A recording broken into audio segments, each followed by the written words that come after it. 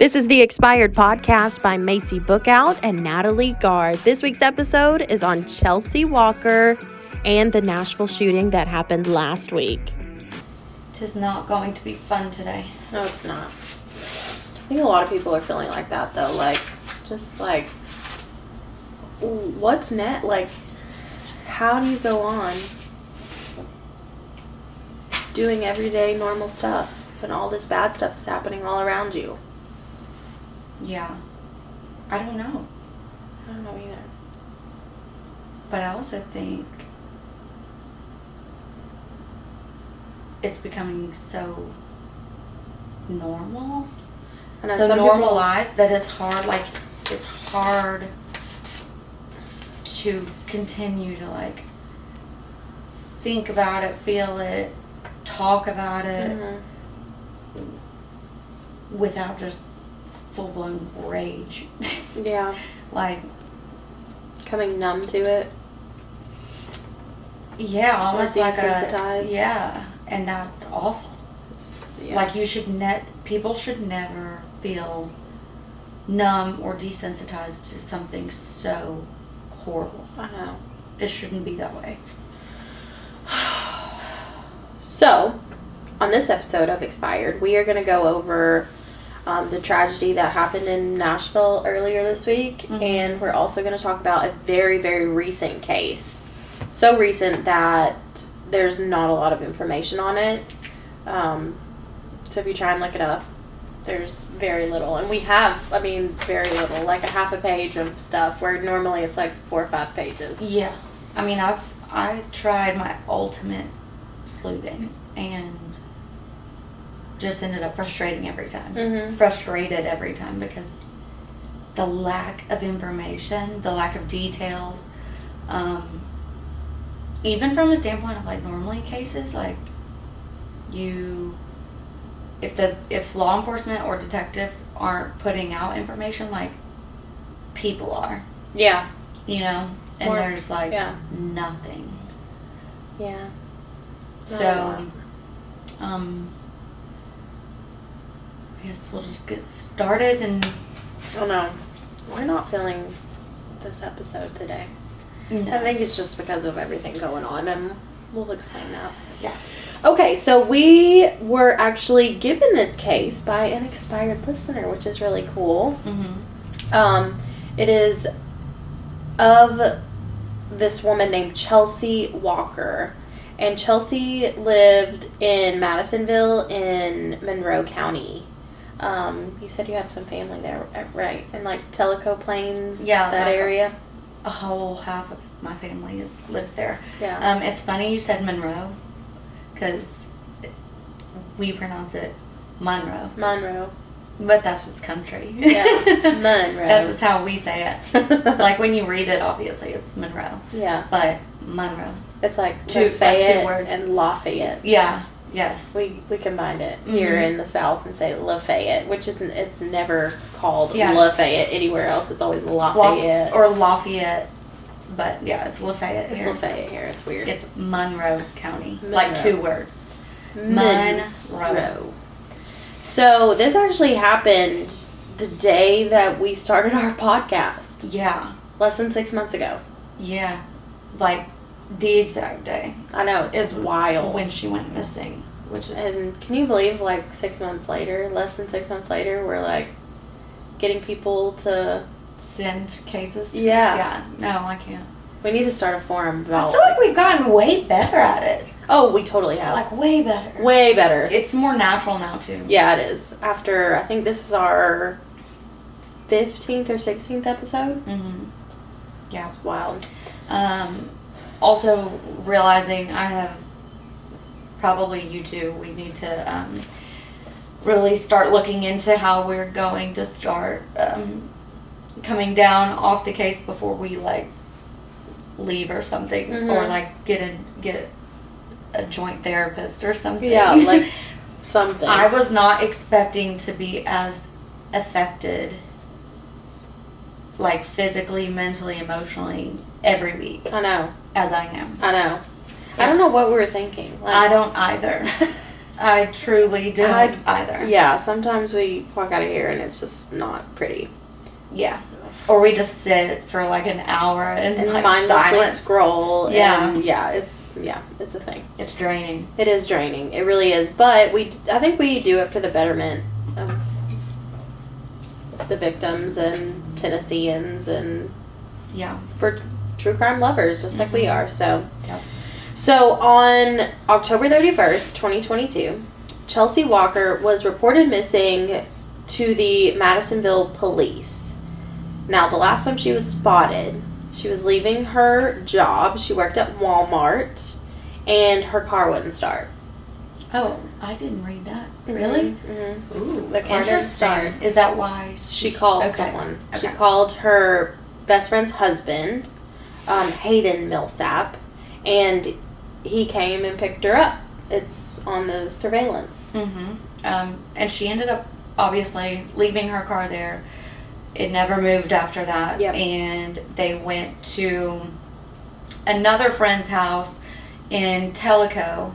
Tellico is the mountainous part of Tellico, and then Tellico Plains is the kind of the town part before you get to the mountains. Right. But they went to a friend's house in Tellico Plains, and that's the last place she was seen. Right.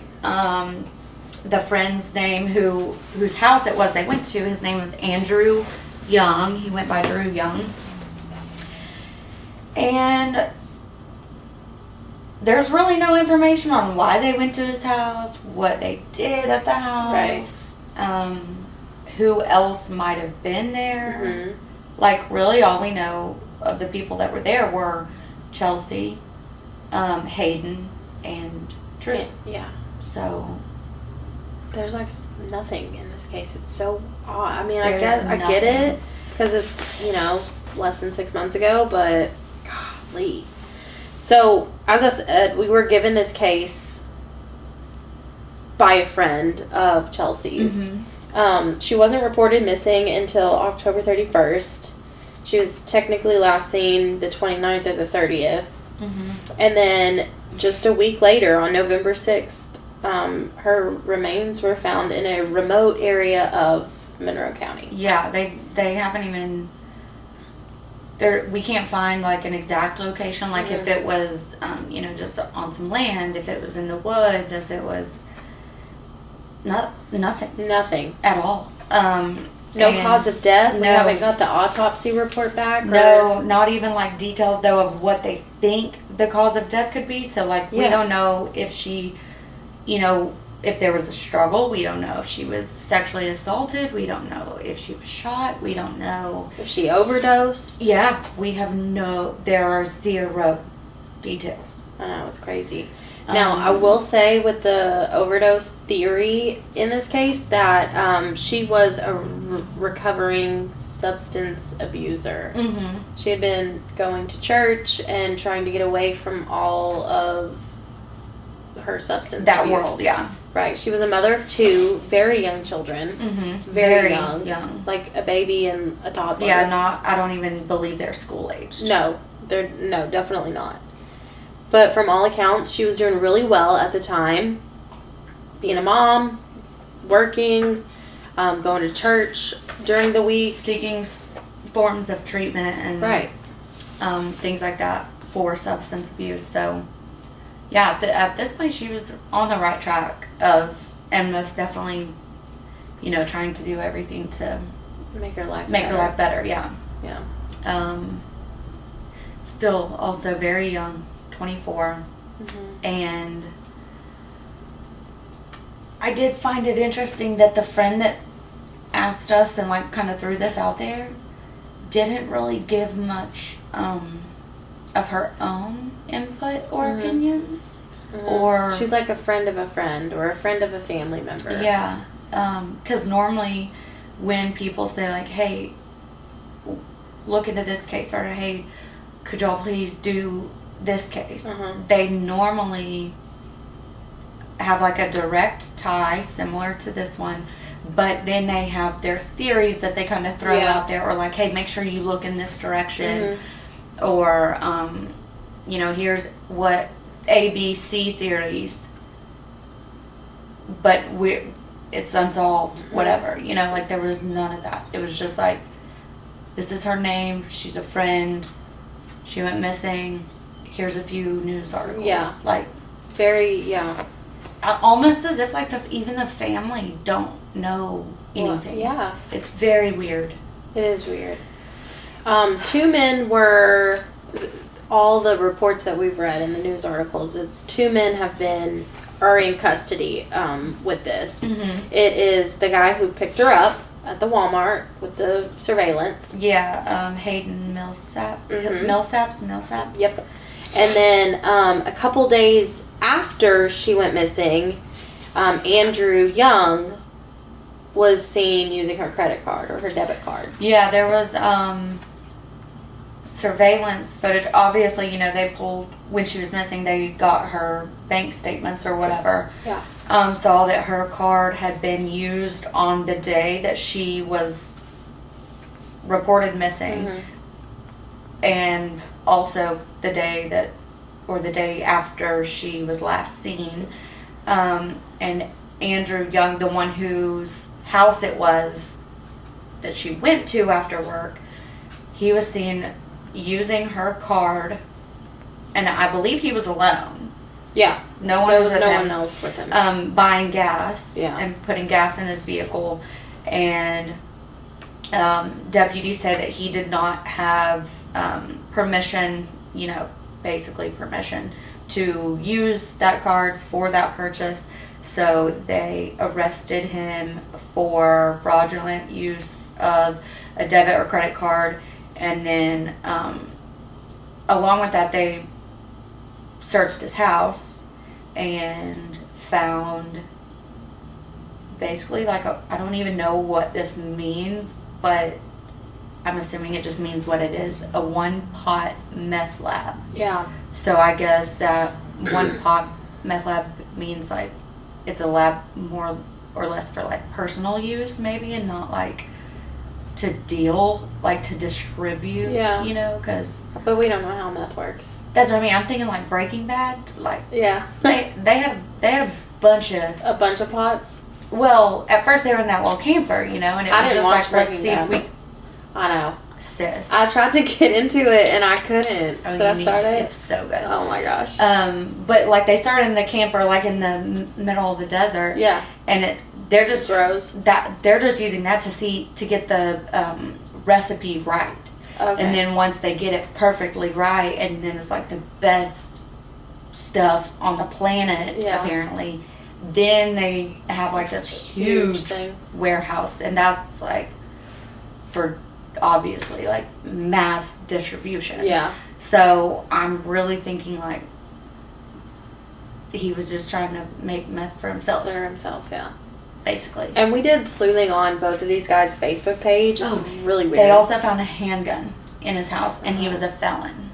So obviously not allowed to have a gun.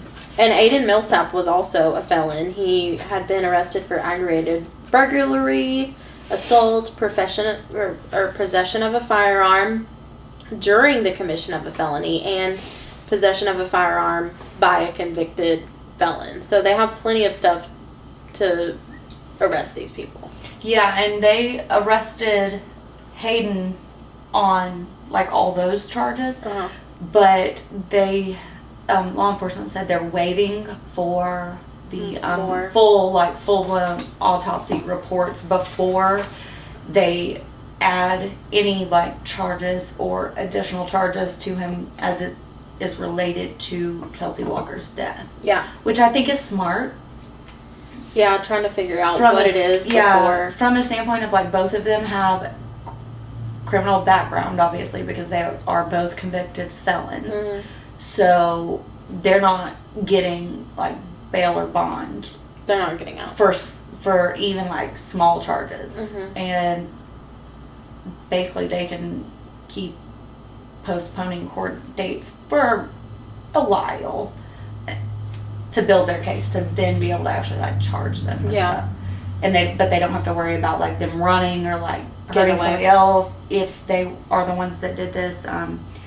But then again, besides them being the last two with her, because they both admit that, there's not even like, there's not a charge against anyone in the as far as murder, death, yeah, right? At all, like. I want to know why they're holding the autopsy. Is there something like significant with that? Do you think it's just until they go to court and everything's finished? Why would they do that?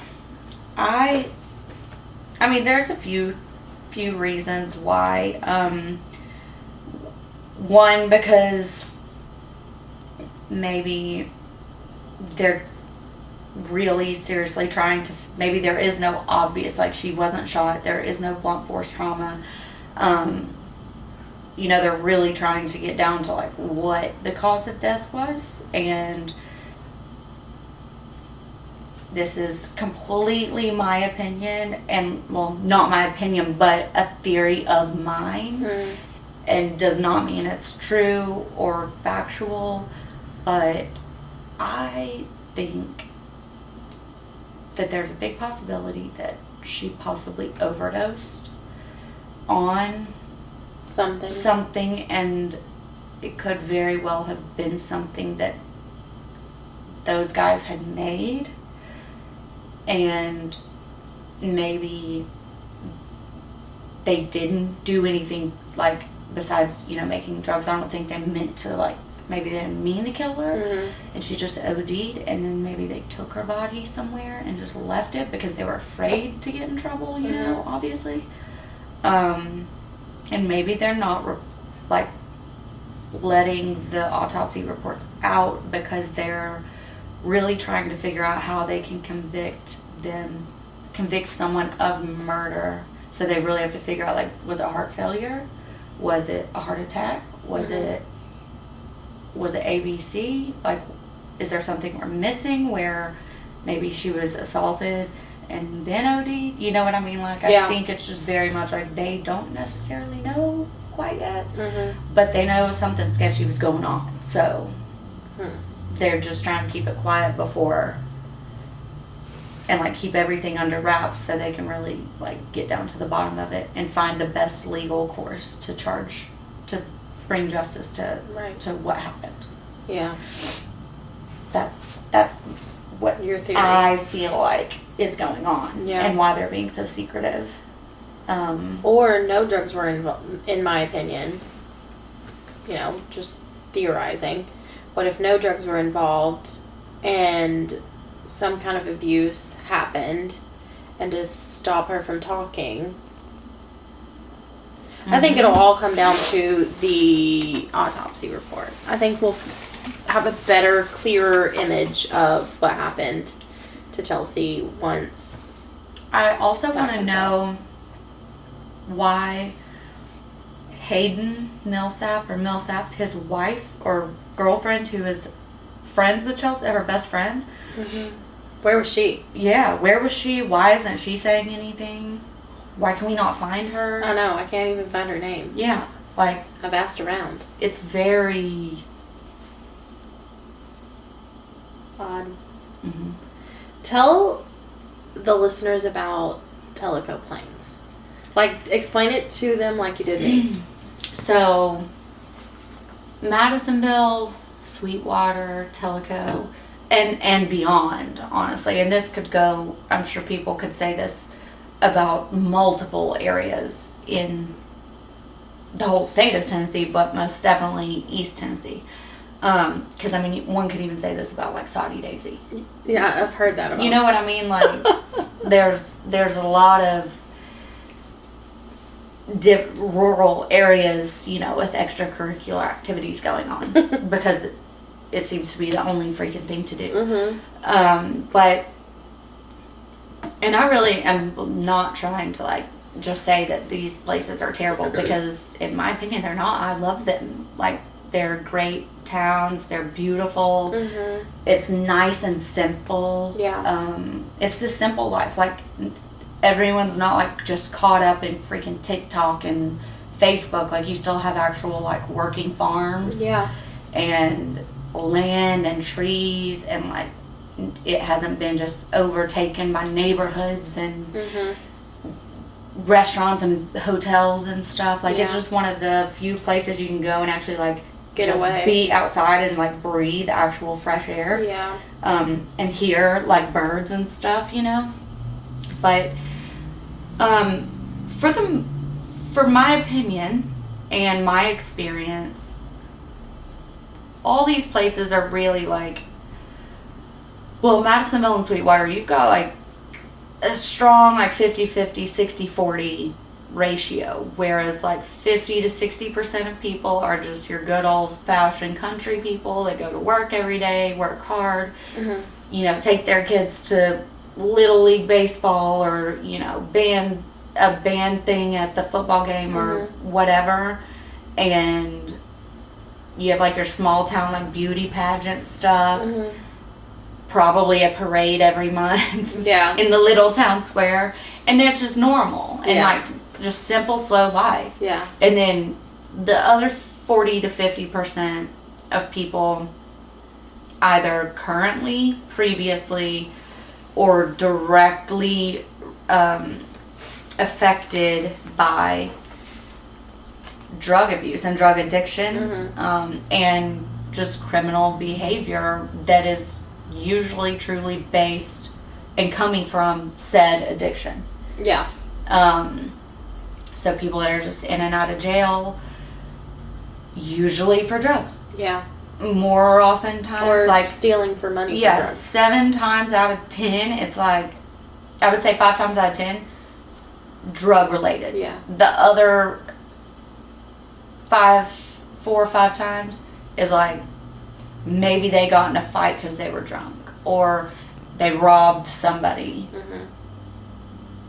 I feel like it's only like the 1 or 2 out of 10 that's like a violent crime, like where someone really hurt somebody on purpose, and it had nothing to do with like drugs or alcoholism, like, period. Then Teleco. So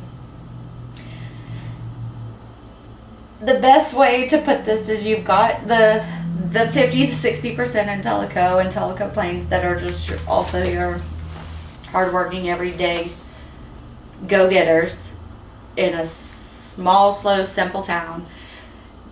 Then the other half is like rough. So most definitely overtaken by drug addiction, but 10 out of 10 people show up to church on Sunday. Yeah, that shocked me when you said that. It's like, no matter what, everyone in the town is going to church. Yeah, whether you're good, bad, or ugly. Yep. And honestly, that's one of my favorite things about the church and growing up in the church like that. Like, it's not judgmental. Like, just show up for church because it's your time with God. Like, you don't, you know, if most people try to, you know, dress up for church, but if you don't, no one cares. Like, no one's gonna say nothing if you got dirty blue jeans and boots on, and like you might have just come from the bar. Like, you slept in your truck and showed up at church. Like, no one's gonna say anything because you're at church, and it's fine. Like, that's what church is for sometimes. But yeah, it's everyone shows up to church on Sunday. Period. End of story. So odd. Such an odd town, like little town, you know. I feel like most people think that way and feel that way unless you're from there or lived it. Because to me, it's like, that's normal. That's just the norm. That's just how it goes. I am glad to say that both Hayden and Andrew are in jail today. Yes, they are. And I do find it interesting because I feel like I do have some sort of like, I don't know if I would call it a soft spot for them, but like, it's not like they're running or lying or anything. Like, neither one from everything that I've read, neither one of them were like, oh, I didn't see her, you know, blah blah blah. It's just like, no, we were there, and this and then she went missing. Mm-hmm. You know, like, neither one of them is really coming off to me as, like, a monster. Yeah, like a murderer. Yeah. Yeah. At all. Especially Andrew. Like, looking at his Facebook page, like, he just seemed, I mean, he has some weird quirks. Yeah, and I He mean, posts some of weird this, things. yeah, some of the stuff Some of the stuff I'm like, I would post that. That's, you know, right, funny, it's like normal or, yeah. stuff. But then there are some stuff that I'm like, I feel like you can tell a difference on both of their social media pages where it's like, oh, they were in the right mind Yep. right here. Mm-hmm. They were definitely not in the right mind when they posted this or reshared this or whatever. Yeah. Right? Yeah, exactly. It's weird. It's like I can relate to them, but then they post something weird and it's like, no. What? Yeah. No, What? never mind. Different direction. Different. Like, it's weird stuff. It is weird. So So this is an ongoing case, and we'll keep you up to date with it. there were a couple things you found, though, that Andrew or Drew Young posted, like, a month before this happened in September, and then the day after they were all together, that I'm like, red flags everywhere. They were like death memes. Not the funny stuff we post on Instagram and stuff. Right. Like, they were like gnarly. Yeah. Like, we'll dark. show them. Yeah, we'll post them. But these were on his Facebook page the day of. It was weird. It was like this skeleton, like flashing, like having a robe on or something, and it was like death flashed before our eyes. Like that was the post he posted. Yeah. The morning that after Hayden picked her up. And then what's the other one? The other one was like a Beavis and Butthead meme. Oh, so hold on. This one was in September. Oh, okay. This one. Okay, so we'll post. They'll be here. Oh. But it was like just this cartoon of killing and decapitation and gun. I mean, just not good.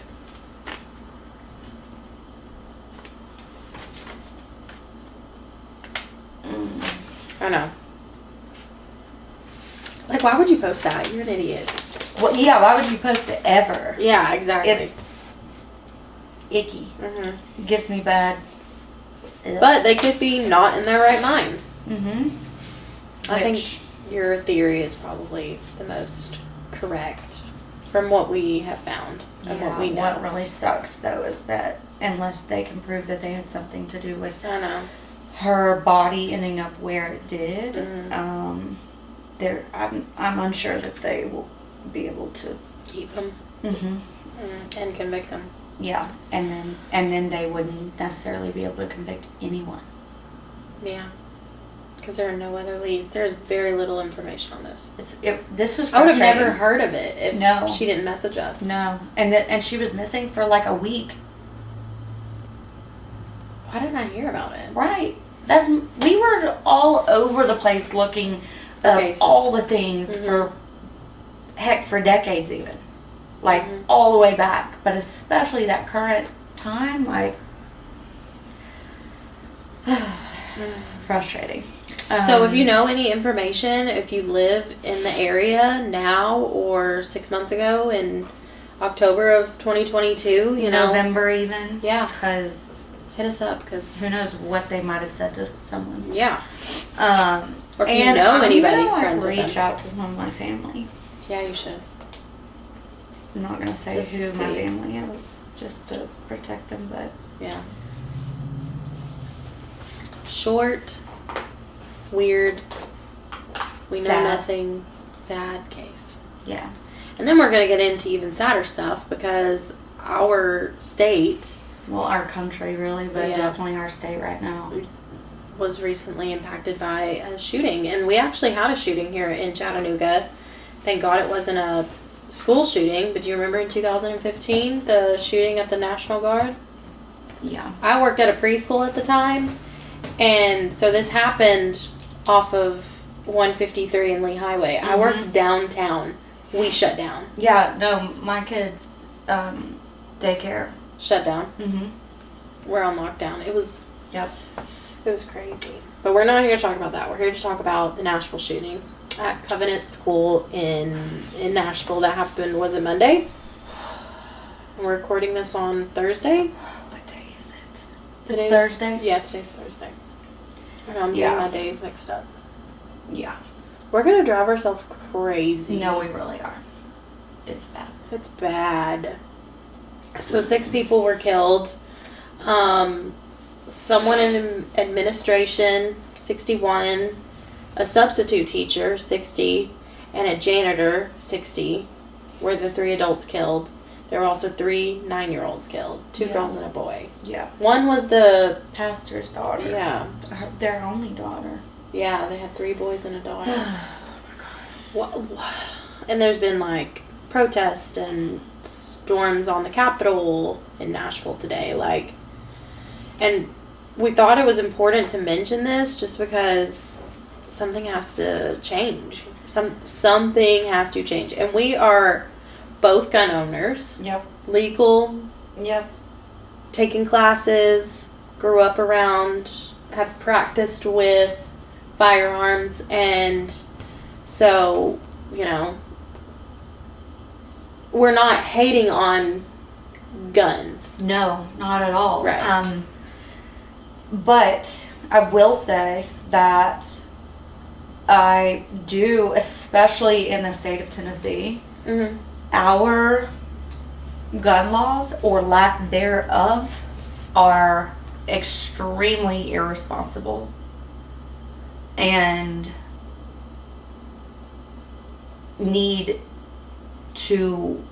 reform needs to happen, because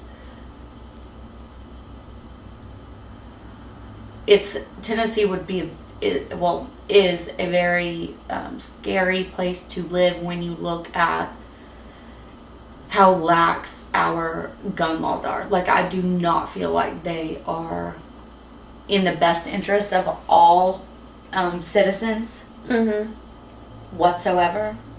And there are things that need to be changed. And I think as it pertains to that, I'm really, really frustrated with our leadership right now, because I truly believe that they have been so much more focused on taking and limiting other rights, human rights, like women's reproductive rights, and trans rights, all the things, but they seem to be taking, or like giving more room for terrible things to happen as it pertains to guns and gun violence in our state. So it's like the priorities are not making sense to me right now. Yeah. When you go and vote, because I think it all comes down to who we vote for and who is in, Congress and the House and our mayors and all these different things. I think it's just for millennials or younger aged people, they're like, my vote doesn't matter anyway, for one. And if they do go and vote, they have very little information on the people that they're voting for. See, I thought that way too. I'm getting to a place now where I actually think that it's kind of the opposite. Like, from a standpoint of, I think, like, the older generations are completely Republican or Democrat. There is no in between, and it doesn't matter if they don't agree with 90% of the stuff that the Republican Party or representative or the candidate. It doesn't matter that there's 9 things that they are completely against. It's just that it's a Republican, so that's who they're going to vote for. Right. Same goes for the Democrats, I think, for the older generation. Whereas I think that, like I say all the time, I'm not Republican or Democrat. Yeah. And I, truth be told, I don't think that I ever will be able to call myself one or the other. But people, and I understand it's a vote for a reason. Like, that's just how it is, and I think it's great, but I find myself to not vote as selfishly as other people. And I think the older generation does vote for what is only best for them. Yeah, I can see that for sure. And I feel like I vote in a way that is what's not just what's best for me, what I think is actually best for everyone. Because if there's a candidate in any level that is only going to focus on half of the citizens, I don't necessarily want you in office. Yeah. Because I think at that point, when you're elected, you are responsible for all of your citizens. Mm-hmm. All of your constituents. Like, you need to do what is best for everyone, especially as it pertains to, like, things that don't harm people. Yeah. Like, we don't have to agree on something, but if I do something that's not harming you, it's not harming you. It's Mm-hmm. That's okay. Guns are not a part of that conversation. Yeah. I think It's just, I don't know. I don't know either. I'm frustrated with our leadership right now. Yeah, and I think a lot of us are. On many accounts. Like, obviously, Not just this being the front runner for me, mm-hmm. but other things that are very life-changing for people, and not in a good way, Mm-hmm. like in bad ways. Yeah. Guns are the leading cause of death in kids and teens in this state, in country. Tennessee too, Yeah, alone, and the United States. Like, why is that a thing? children, teenagers. It's not car accidents. No, it's not It's drowning. not drowning. It's not illness. Accident.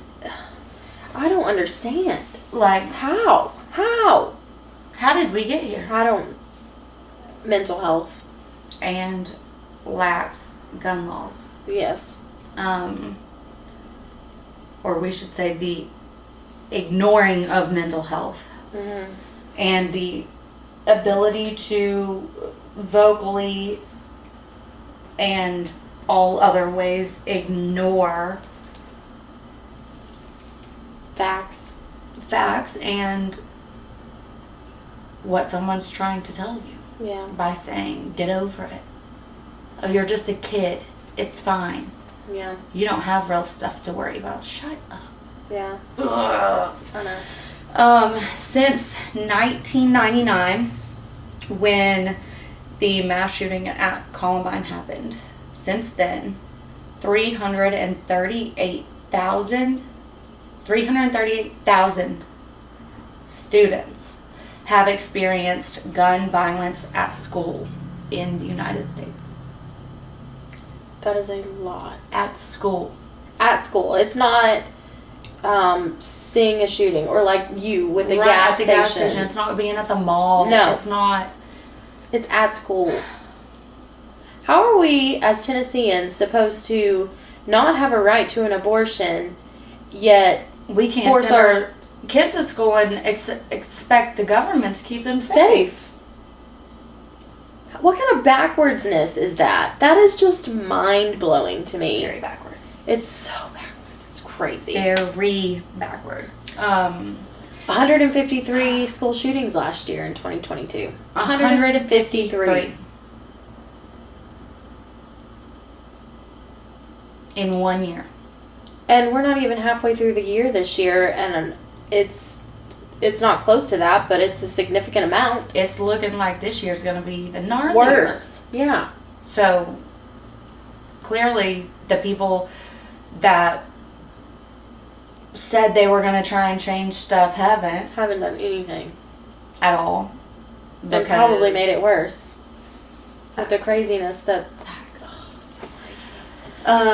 From 2009 to 2020, 13,000 people were killed in mass shootings, and 947 people were wounded. So if we were to average that out, that means that 116 people were killed in mass shootings a year. From 2009 to 2020. And that's mass shootings. Like, we're not... Mass shootings, really, I think it's 4 people... Or more. Or more. Right. Well, like, that's not even talking about people that were victims or died from gunshot wounds or incidences. Like, this is mass shootings. 116 people a year. That's the average. That's literally... Disgusting. Mm-hmm. Something has to change. Yeah. Mental health has to be a priority. Yes, and gun law reform has to be looked at seriously, not as a way to get money, as a way to protect the citizens of our state and country. Our children, our teachers. The most innocent of them all. I don't know how teachers do it, honest to goodness. I don't either. I've seen so many videos of teachers that are leaving the profession because of the pandemic and gun violence. I've seen it. It's just insane. And insane, especially in Tennessee. But I feel like it's happening in every state, like, as it pertains to the education system and, like, the crazy benchmarks and requirements and testing this and doing this. That's like, that's not normal, especially when everyone is constantly on edge from gun violence and school shootings. Like, we all, like, stop worrying so much about the damn benchmarks and who can read and spell and write, because guess what? If somebody goes into my kid's school and something terrible happens, what if my kid doesn't make it to the test that you're so worried about? Why are we... The priorities are off. Priorities are off all the way around. I will say that I know we really do just focus on, like, Tennessee-based and, like, Chattanooga-based cases and certain things, but all over the United States, this is a big problem, and I feel like everyone feels the same way about this, as far as, like, this should not be happening, not in the United States of America.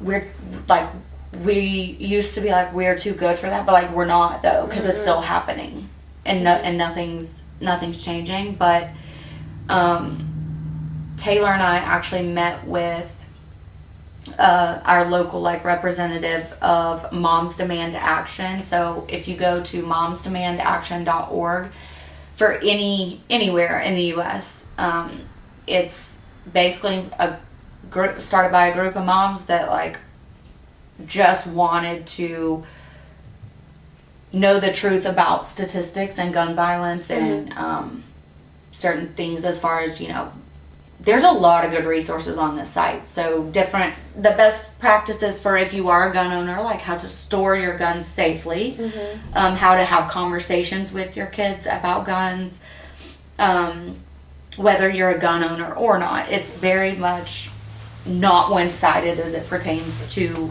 gun ownership and the Second Amendment right, which I love, because I feel like it's very inclusive and very understanding. So just different ways you can have conversations. One of the biggest things I want to point out that I took away was, so you know how, I mean, me having kids, and I know just growing up, I'm sure your parents did this too, but, like, if you're gonna go stay at a friend's house, like, you know, do you have dogs? Or, okay, somebody's coming home with my kids, like, hey, is it okay if they swim? Do they need to wear a life jacket or, like, floaties? You know, I'll be out there the whole time, but are you even okay with them swimming at my house without you being there? Just certain stuff like that. Like, those are all, like, normal questions. Like, do your kids have any allergies? Yeah. Stuff. It needs to be a normal thing where it's like, do you have guns in your home? Yeah. how do you store them? them? Are they secure? Are they safely stored? Are they responsibly stored? Yeah. Or even as a gun owner, like, hey, just so you are aware, I do have guns in my home, but they are properly stored in A, B, and C. Blah, blah, blah. Like, that needs to be a normal conversation. But I think people are so afraid to talk about it. But it's like, we got to start talking about it. Because it's not going to change if you don't. Ignoring it is, yeah. So, momsdemandaction.org is a great, even if you're not a parent, it's a great website anywhere in the United States. Then they work alongside everytown.org, and Everytown is literally, you can get what certain like legislations, different things about gun laws, statistics on gun violence, just anything and everything you could ever think broken down all the way to your town, not just your state. Yeah. And then also like certain laws that are, up for review to be passed or to be overturned, certain things like that. So I'm also big on, like, sometimes it can be overwhelming as far as different laws and things that are within legislation. Like, I'm not sure I understand that, or what exactly does that mean. They do a really good job of, like, layman's terms. Yeah. And you can simplify it, like, literally down to, like, your zip code. Yeah. Which I feel like also makes a big difference as it pertains to voting. Because voting matters at all levels. It does. All levels. Even, like, school board and stuff like that. Like, voting really matters. And I feel like every town you kind of get a better view and understanding of, like, who is supporting what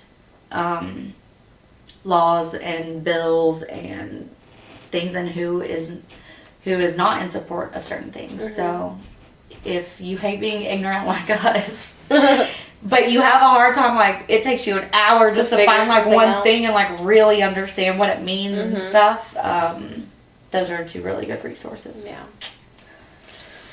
Also, I think we should start, and maybe one of our listeners can help us out with this, but, like, start a forum, a Reddit thread, something where we can get, Tennessee cases requested, because this was, Chelsie Walker was a requested case, just so that we can keep more organization when it comes to all the requests. What if we make a Facebook group? Yeah. We've had not a lot of followers and stuff on. Yeah, but in a Facebook group, like, we could actually, like, talk to people and, like, have, when you try to join a group and it's like, no bullying, no this, no this, no this. Do you understand the rules? You know what I mean? Yeah.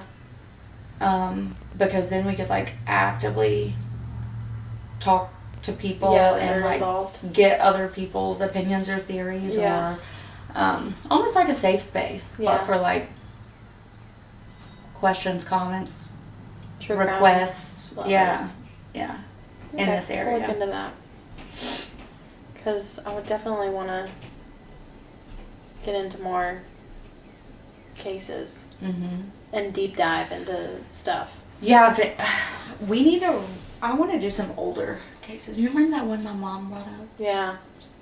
That, I don't know why, but it's, like, stuck in my head. Yeah, it keeps, like, hey, I'm still here. Maybe we'll do that one next. Yeah. Or the kid who killed his parents. Yeah. That one would be crazy, too. Yeah, one of those. But, yeah, Juice. The tea. Yeah, I have found that when I ask, like, my parents or my parents' friends or my grandparents or, family, even, like, sitting at my kids', like, Bentley's baseball game, I'm like, so, do you know of any crazy, like, murders that happened in Chattanooga? And I swear people are like, red flags. But then they're also like, yes, I do. Oh my gosh. But no, we've really, like, maybe we just need to go to, like, the local police station and talk to some detectives.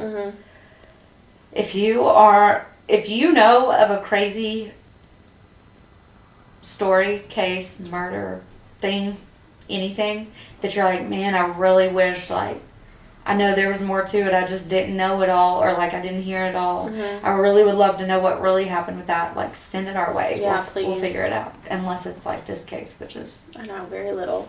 But it is new. I've found that cases that are still open have a quarter of the information. Yeah. For sure. Like, yeah, and I get why. It's just frustrating. Yeah, it is frustrating. And, well, I'm not nice enough to, like, sugar somebody up to give me information. Oh, really? Because I totally could. No, you are. Yeah. Sure. Yeah, you're way better at that than me.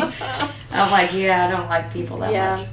I can fake it sometimes. If I want something out of it. Yeah. If I want something, I can fake it. That's why we work well together. Yeah, it is. You're a pencil girl, I'm a pen gal. Mm-hmm. You can scribble, Yin I can't. and yang. I need a whole page to scribble on. Yeah. Exhibit A. Literally. Look, y'all. This is like an actual, like I do this every time. And if I'm writing like with pencil, then I'll still have like an extra sheet because I have to like scribble to like get my... And you can't do it on the page that you're writing on. Absolutely not. Cannot No. happen. Nope. Oh my gosh. And I have to make sure the lead is hitting the paper just right. Like, it's weird. I'm weird. You are weird. Very weird. Very weird. But... Judge me, I don't care. It's fine. We love the weirdness. Mm-hmm. All right. All right. Until next time, we're the Expired Podcast. Bye. Listening to the Expired Podcast by Macy Bookout and Natalie Gard. Find us on YouTube, TikTok, Facebook, Instagram, and wherever you download podcasts. We're the Expired Podcast.